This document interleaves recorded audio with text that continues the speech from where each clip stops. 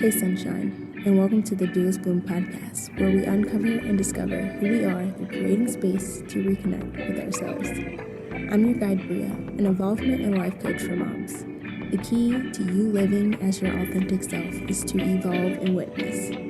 Now is the time to have courage and embrace change. Your relationship with yourself is the only true constant. Observing yourself throughout seasons of your life will allow you to always be in alignment with the desires of your heart.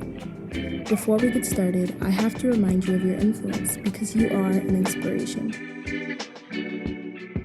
Hey everybody, and welcome back to another episode on the podcast. My name is Bria, and I'm the host, and these are going to be the last few episodes of 2021. I'm thinking this will be a 2-part episode, just to give you a heads up. I am excited to share 22 lessons that I learned in my 22nd year of my life. So I turned 23 this year, and before the year fully ends, I would love to share some lessons that I learned. So I'll share 22 lessons that I learned over my 22 years in life, and my intention here is just to share some gems with you about my mindset and the way that I look at life and the lessons that I learned along the way, okay? Just a few announcements before we hop into today's video. First of all, can we get into this mood? I used to record with a really white light, but I don't like white lights at all, so this is such a vibe. I am not about creating experience where I suffer or don't feel good, but this little orangey light situation that we're having going on right now is a vibe. I feel like it's a candlelit mood and we're here together. But my announcements are in 2022, I'm going to be saying 22 a lot this episode, but in 2022, things are shifting, and I've gotten so much clarity over this year, which you will see as I share my lessons, but I'm excited to be holding space for all of you in a capacity which I haven't done before, because I want to help you create these habits of creating pockets of space for yourself throughout the week, throughout the month, throughout the day. And so if you're following me on Instagram, you would know that I am hosting weekly intention gatherings on Monday, and I am doing Embody every Wednesday for the rest of 2022. This is a commitment that I'm making to myself to create an experience for you to experience music and your body in a new way. And I'll share about that in another episode, but I just wanted to let you know about those things that are going on, as well as my 4-month coaching program that is, this right here.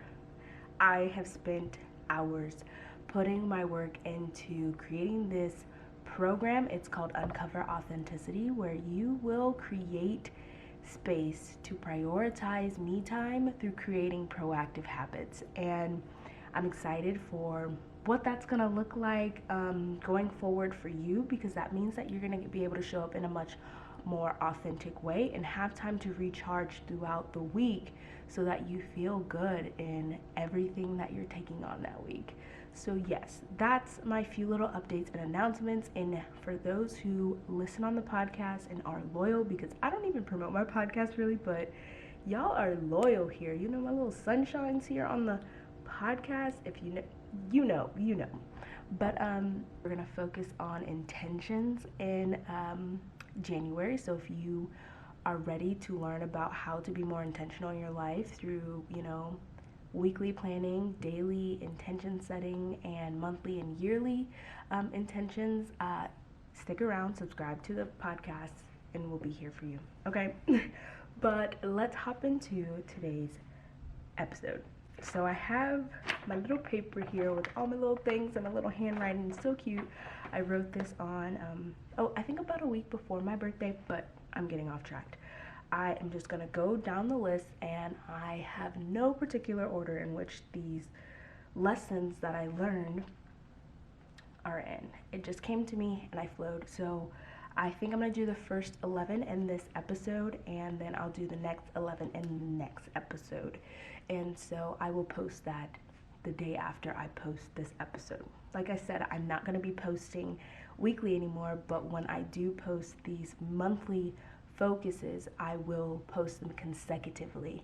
And if there's any bloop episodes that I want to share, I'll pop them up. But yeah, I'll let y'all know.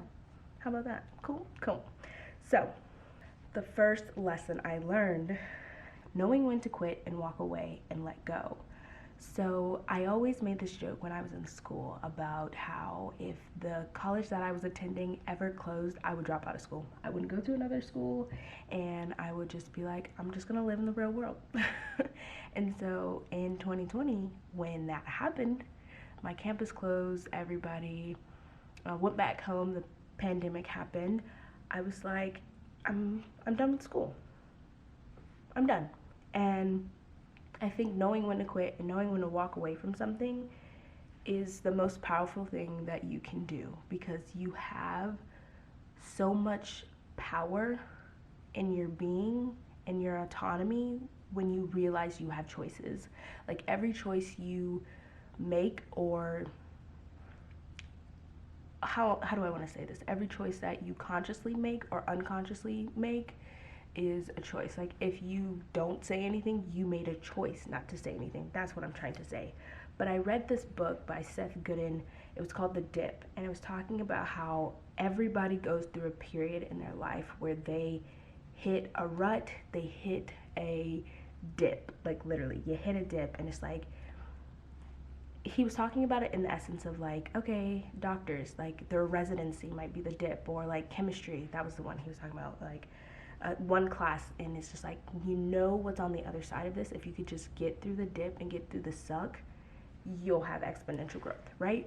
But it was also like, there are some things in your life, I highly recommend that you read the book if you're interested, but he went into this thing about how like sometimes we continue to do things that we know are dead ends, and like we don't quit, we don't walk away, and we don't let it go because we're just like, this is what I do. And it's just like, no, the power of quitting, walking away for things that are not for you is good.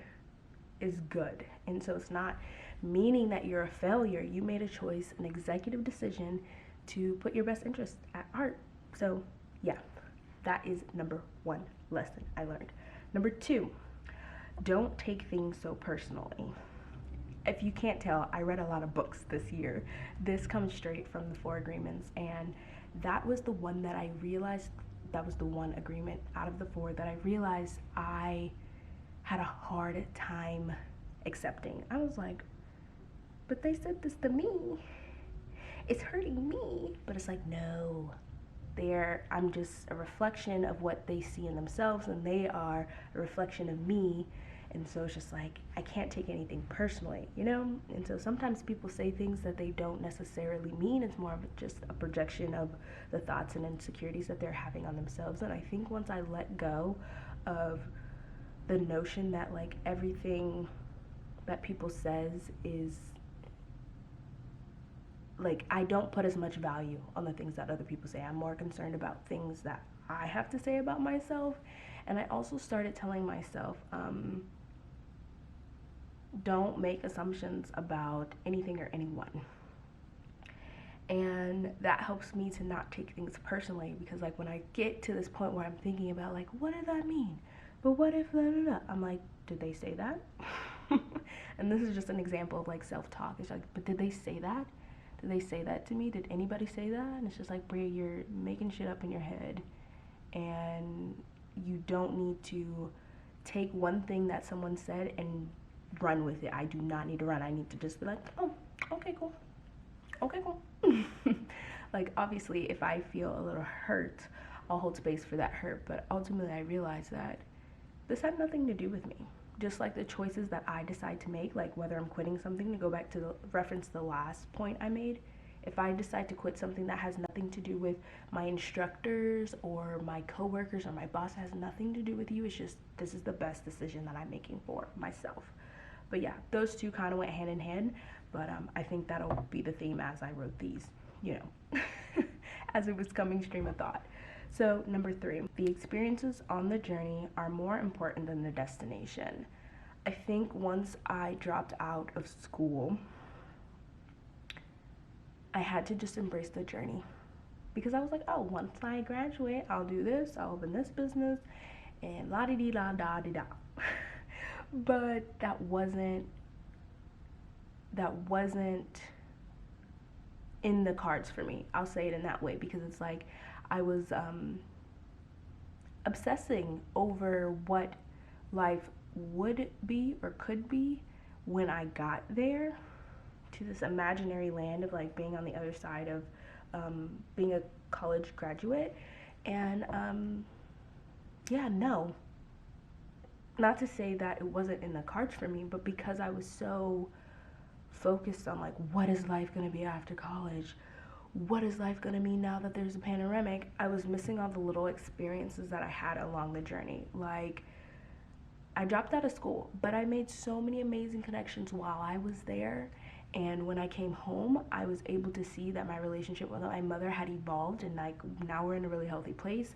Being home post-pandemic also gave me an opportunity to spend time with my family, because I hadn't seen them in 2 years since I went off to college, and then before that I was in boot camp, so it's like I didn't get to celebrate little things with them that I would normally. So it's like I had my first birthday since high school, celebrating with them, Thanksgiving and like Christmas. Even though I'm not a big holiday person, it was just like having those little experiences and having those memories and seeing my siblings grow up. That was all experiences on the journey that I didn't know, or I wouldn't even have the capacity to hold space for if I didn't allow myself to just be like, okay, I'm home. I'm home. It is what it is. I can't do anything. I can't go back to school. I can't.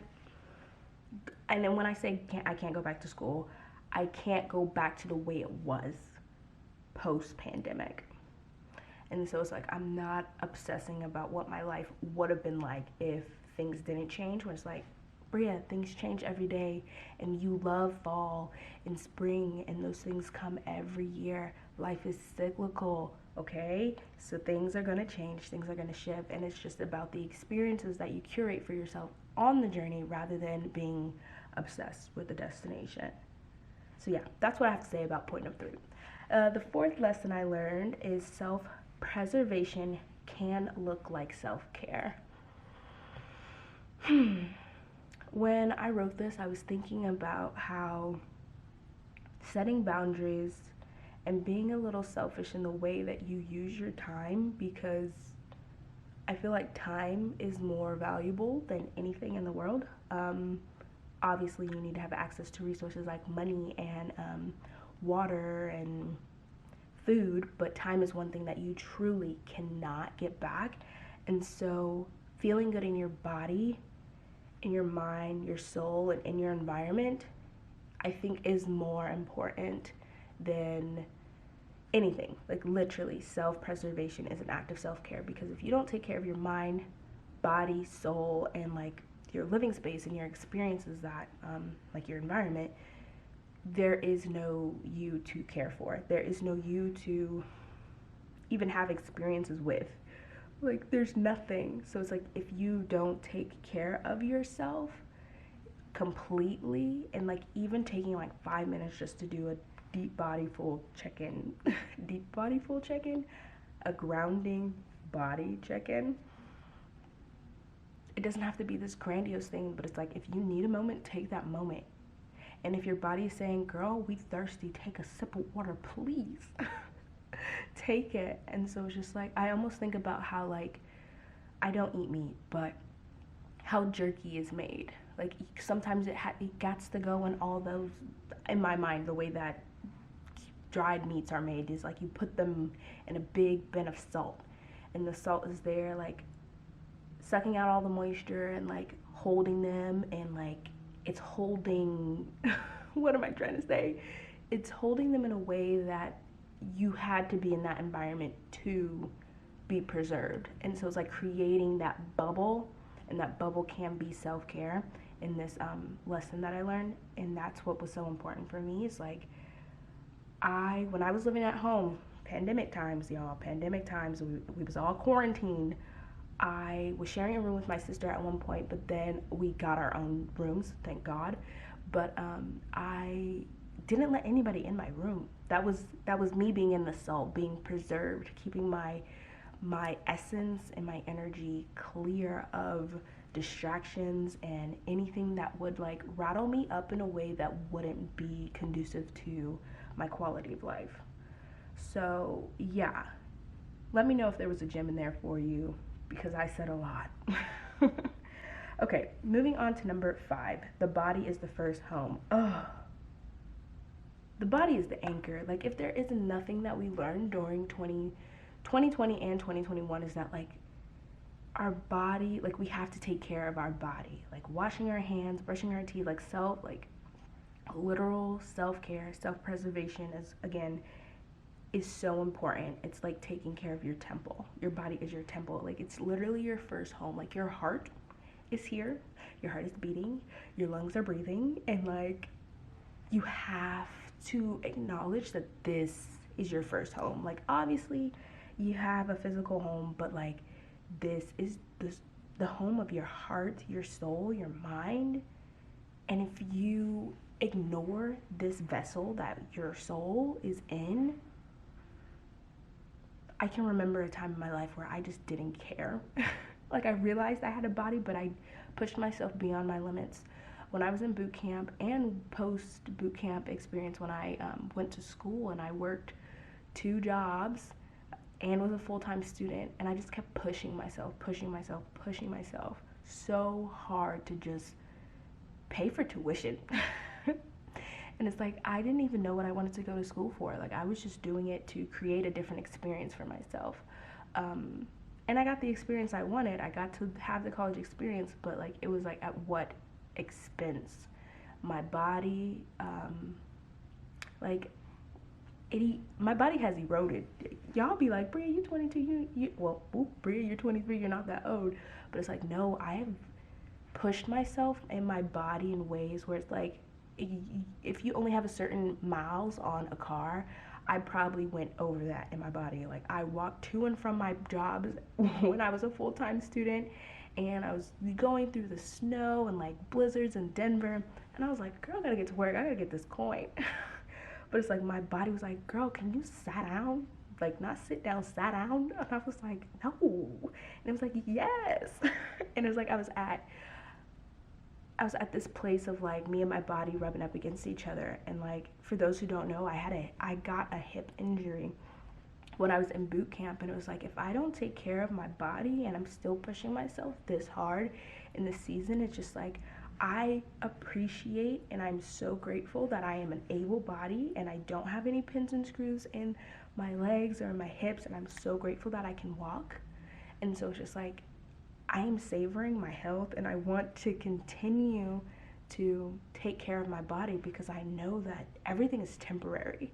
Like, my mental capacity, like my heart beating, the breath in my lungs, and we all know that we've all experienced that point in our lives where we've been sick and our nose was stuffy and we had to breathe through our mouth, and we didn't realize, like, we didn't appreciate that much breathing through our nose with such ease. But it's like, everything is temporary and things can change at any moment, and so it's like savoring the body. Okay, that's what I want to make with that point. Number 6, energetic cleansing rituals are key. Leave everything that is not you at the door. In this place, me and my sister live here, and we don't have any guests. We do not have any guests over. And that's just to keep this home, this apartment, a safe space for both of us, and it's an opportunity for us both to feel our energy in a home where we haven't been able to do that before. And so it's like, whenever the energy is off here, I'd be like, where's the stage? Crack open the window, turn the fans on, let me light these candles, because like, the same way that we create experiences for ourselves, and the way, when I say create experiences for ourselves, think about like planning a birthday party for a kid. You know how y'all be playing the music, having the balloons, and the what are those things called? The what are they called? The tablecloths? Yeah, the tablecloths, and they have all the cute little characters and stuff on it. That's what I mean when I say create an experience. So you can do that for yourself energetically. And so if something's off, you can choose to shift it and experience something better. And so whenever something is off, I'm like, this is not for me. I love to hit return to sender. That ain't me. Everything, like, I love when I'm saging my home, I'm always like, any energy that is not mine or my roommates, I gently and kindly ask you to leave. Gently and kindly. I'm not trying to irritate the spirits, but I'm like, you got to get up out of here, okay? But that is so important, because I was living in a space where I just was like, it is what it is. Like, there's nothing I can do. But it's like, when you create that bubble and you decide that I will always feel safe in this bubble, and I will always feel abundant in this bubble, like, you are choosing to be intentional about the energy that you're living in. So yeah, that is the gem and the lesson I learned. But let's move on to number seven. Be selective. You always have choice, so choose what you want. I will not go to an event, stop talking to somebody, and say, no, I'm good, have a nice life. Like, it's cool. And I think you can be selective in the people that you allow in your life, that you experience on the day-to-day, and that's okay. Like, you get to choose how much energy you want to give to people. They're not entitled to anything. You're not entitled to give anything to anybody. I had one of my coworkers at work, people have told me that this was mean, but they came up to me and was like, hey, Rhea, how are you? How's your morning going? And I was like, I just got here. And they were like, oh, before you got here. And I was like, I don't talk about my personal life at work. And I'm not saying that is a good thing to say, because obviously I can share about things in my life, but I've already talked to myself about that. I just don't like when people pry. But it was like, I chose in that moment not to share. I don't want to overshare. I don't have to say good morning to you if I don't want to. Like, you're not entitled to anything, and you're not obligated to give anything to anyone. So it's like, you can be selective in the way that you interact with people in your life, be selective about the people who have access to you, and be selective about, like, who you let into your home. And that's okay. Like, that's all boundaries, man. And I am not afraid of boundaries. And, like, the part for me that I learned is communicating those boundaries, because when you're living with people, especially, okay, I was living during the pandemic. When I moved back home, it was me, my sister, my brother, my two youngest siblings, so that's already 5 people, my mom and her husband, and 2 other people at one point. So that's 9 people in a household. In a 3-bedroom household. 2 full baths, 1 half bath, like, just soak it in. So it's like, I got to be selective in the way that I wanted to spend time with people for my own sanity, like, again, self-preservation, that bubble. And yeah, okay. So number 8, being open to everything is being open to the chaos of everything. Oh, I said this thing in one of my coaching calls with my business coaching community, the 5-Figure Freedom, and I was like, I feel like, you know that Katy Perry song where it's like, do you ever feel like a plastic bag drifting through the wind, wanting to start again? A plastic bag drifting through the wind is not cute. And I feel like being open to everything is like drifting and just letting the wind take you wherever it wants to go. And in my mind, it's like, you're a plastic bag. Like, I hate to say it, but it's rubbish. It's rubbish. And I don't mean you're rubbish, but the experience of being open to everything is rubbish, because it's chaos. Like, at one point, the plastic bag is in a river and it's just there, and then next thing you know, it's on the highway and it's flying in the air while all the cars are like driving. It's like, that is not the way that we want to live our lives. You know how I want to live my life? If we're using this analogy of a paper bag drifting through the wind, I want to be a tree. Okay, I want to be a tree that is grounded, and I get to observe the community and the flowers and the garden that's around me. I get to bear fruit for my community. I get to provide shade. Like, I want to be a tree, not a paper bag, not a plastic bag or a paper bag. Like, and I think that's like when you choose what you want to experience, that is key. That is key. And so yeah, that's something I learned. Number 9, body work is how you can connect to yourself. I am such a sensual person, and I don't share that very often because my sensuality is really a relationship that I've built with myself to feel empowered by myself. And so like doing mirror work and like looking at my body in the mirror and like being like, damn girl, like look at your arms and like the curves and yes, I look at myself in that way just so I can experience my body in a way that I don't get to experience my body all the time, because again, we go through our days so quickly that it's easy to ignore our body, easy to ignore our body's needs. And so it requires us to be intentional with the way that we interact with our body, especially in a sensual way where it's like, you are fucking powerful and you're giving right now. Your outfit, yes. Your hair, yes. Them eyebrows, yes. And it's like having that experience with yourself. And so when you experience your body and you're being completely, instead of being scared of being like perceived as a sexual being, like I know I'm a sexual being, but my sensuality and my sexuality is a relationship with me first before I can go out and experience anything with anyone else. And I created a video on my YouTube channel. Hey baby. Hey. Are you recording yourself? Yeah. My sister said she liked to vibe. But what was I saying? Oh, I created a video on my YouTube channel about pleasure. And so I will link that in the show notes for you all. But pleasure is a solo experience, y'all. It's a solo experience. If you cannot experience pleasure in your own body by yourself, I strongly believe that you cannot experience it fully with someone else. And I don't mean sexually, I just mean in general. Like if you haven't experienced joy and the pleasure of feeling joy and the pleasure of your own being and enjoying your own company, how are you supposed to experience that with other people? Please tell me. I think everybody's gotten so good at faking it, but it's just like, who are you?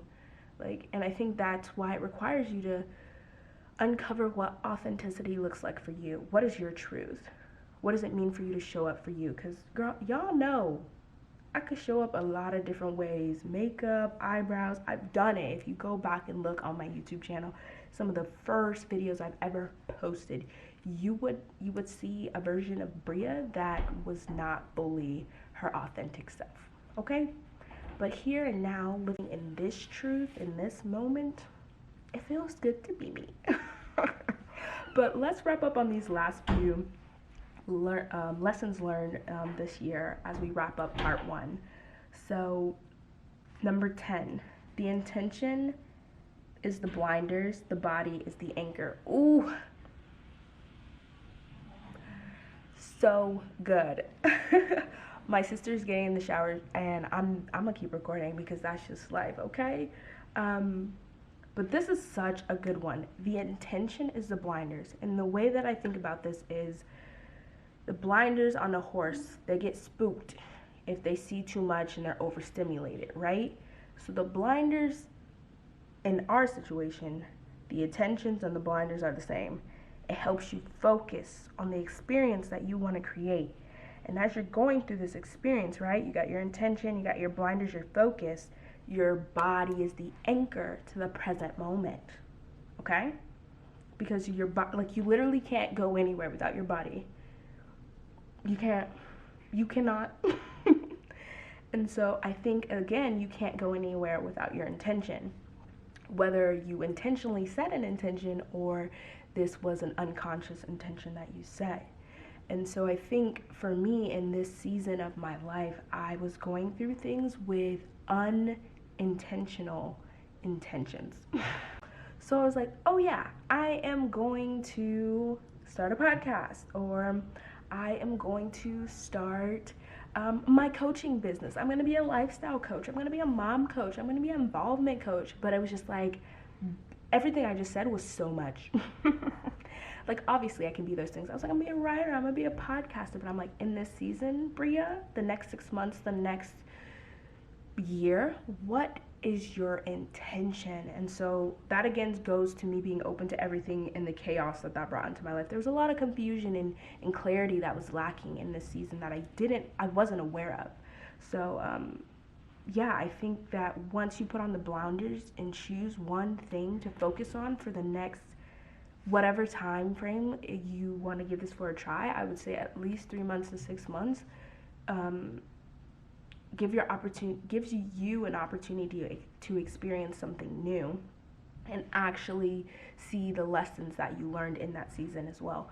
But then also to add on the piece about the body is because it's like you have to be aware of witnessing yourself in this experience so that you can evaluate if it's working or not, which gives you an opportunity and a choice to decide, do I want to continue this thing? Do I want to adjust? Do I want to pivot? Like, it gives you that grace, you know, because nothing is, like I said, nothing is permanent. Nothing is permanent. I lose hair every day. I'm waiting for my first gray. Like, I'm excited for my first gray. I'm gonna be honest. I'm about to be like, I'm an elder now. But yeah, just want to make sure that was clear in the way that the body is literally the anchor. And you have to experience yourself in your body. And when I say experience yourself in your body, I just want to explain this just so it's clarity. Like, you want to know what pisses you off, what irks you, what gets you to a place out of neutral. And we'll talk about that in an upcoming episode in 2022. But it's just like, where am I feeling like super anxious? Where am I feeling low? Why am I? And it's almost like gently asking yourself why. It's like evaluating your experiences, because it's like, is this what I want? And sitting with that, and like, if the answer is yes, that's cool. If the answer is no, pivot and change. But it's like, when you're constantly asking yourself these questions, you're being intentional about the way that you're creating experiences for yourself, so you don't get into this place where you're just at the end of this cul-de-sac and this dead end, being like, how did we get here? You know, like, how the fuck did we get here? And that kind of goes back to that first lesson I learned, like knowing when to quit, knowing when to walk away. But you won't know if you don't ask yourself those questions and get to that point and be like, okay, if I ever get to this point, that's my cue to head out. Yeah. And it's almost like making a plan to quit. I'm always down for a plan to quit. But it's like, obviously you have to work at it. Like I said, being intentional for 3 to 6 months. But yeah, let's get into this last lesson for this part 1. I will be sharing part 2 tomorrow. So check it out. Same time, same place, 11 a.m. Eastern Standard Time. Okay, cool. So the last one is... this is a good one. The last one, this is a good one to end part 1 on. It says, take a trip, even if it's just around the corner. See something new, explore it differently. So good. It's so good. Everything's coming up for me, because it's like, I took a trip to Arizona during 2021, and I supported Womanifestor KJ in her retreats, and I got to cook for some amazing mamas and some amazing entrepreneurs and women who are just amazing. I know I said amazing a lot, but it's just like, I got to be in community with women in a way that I never thought I would be able to experience community in this lifetime. Like, legitimately, I didn't think this was an option for me. I was like, I don't know, like, what women, like, a good healthy friendship looks like. And now I know, because I was, y'all, I don't know if you oh my gosh, I'm choking. If you follow me on Instagram, I'm sure I have a highlight story. It's called Sedona or Arizona. Click that and you can see kind of like a snapshot of that experience, because I was so anxious about that trip. And I have a lot of anxiety when it goes to getting out of my bubble. But you know, I just do it scared, and I was so scared. I hate TSA. It gives me the worst anxiety, but it's just like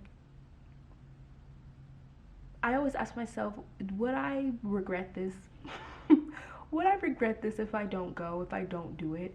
And the retreat was something, when I first went into it, like, honest to God, I was like, I'm not going to do this again. This is a one and done type thing. But I'm actually excited to support this retreat in May 2022.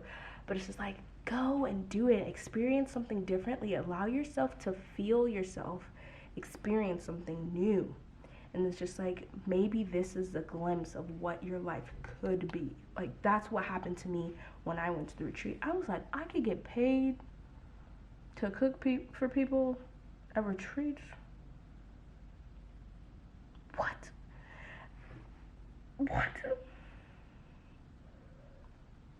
And there was an opportunity for me to like reevaluate again, to witness myself and be like, Bria, you were a boss ass bitch. You were really out here being an entrepreneur. And like I started, like I'm still very a baby boss right now. Like me and my business have been in me and my company Duelist Bloom, we've been in a relationship for like a year and a half.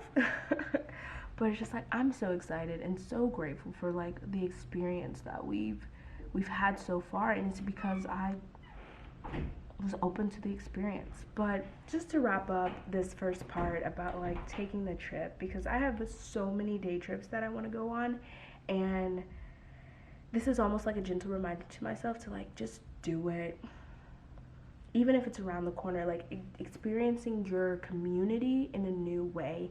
I took this class when I was in college.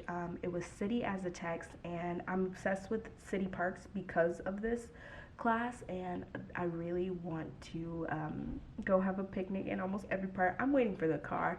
I could honestly take a bus, but I made a choice a long time ago that public transportation is not for me. I've been traumatized one too many times. But that class challenged us to get lost in our city and experience things and see things that most people wouldn't see. And it's almost like not necessarily being a tourist in your own city, but literally going and getting lost.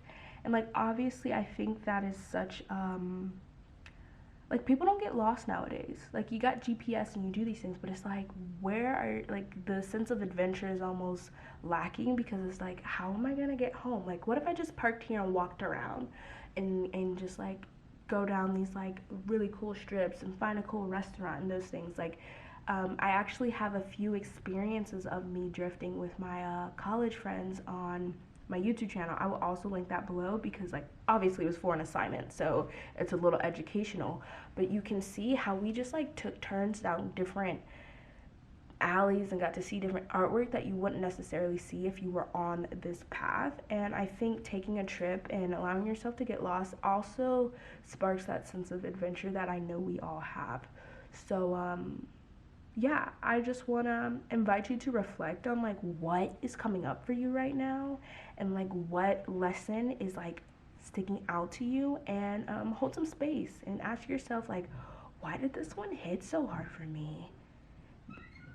And just like hold space for whatever came up for you. But I want to give you the next 3 minutes to just reflect, and I'll have some reflection prompts on the screen as we're wrapping up 2021, and you can just see like what have you learned this year? What are you proud of doing this year? So yes, I'm gonna give you that time, and I want you to know that I love you so much, and I can't wait to see you tomorrow for part 2, and I will see you in the next episode, the next video.